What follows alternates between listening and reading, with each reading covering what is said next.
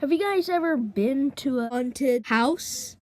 Well, I have, and one of the times I visited one was one of the weirdest moments of my life. Most of the time in a haunted house, there's just a random guy who jump scares you, and you're all scared, like you don't know what to do. But right after the jump scare, it's just an awkward moment where you're just staring at each other, and you remember that under the mask is just a middle-aged man that doesn't have anything to do with Halloween. Then you're just like, I'm gonna go now.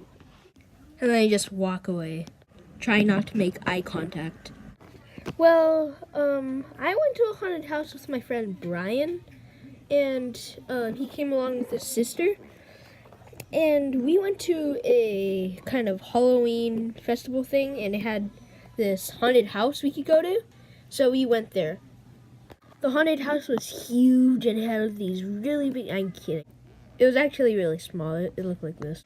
The guy told us to stand in this really dark room so we could adjust to the dark. And then, halfway through the haunted house, there's this guy who looked like he came straight from PBS EXE.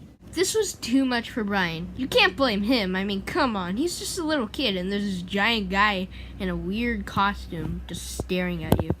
And, yeah, he started crying, but it's not surprising. But then it was embarrassing because we didn't know where the exit was, so we had to ask the guy in the costume so we could get Brian out.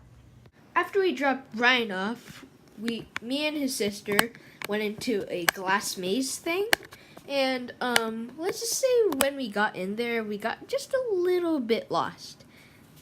So, well, obviously, we called for our green buddy to come over, and, well, we asked him for help. We did eventually get out of the haunted house, and that's the end of that story.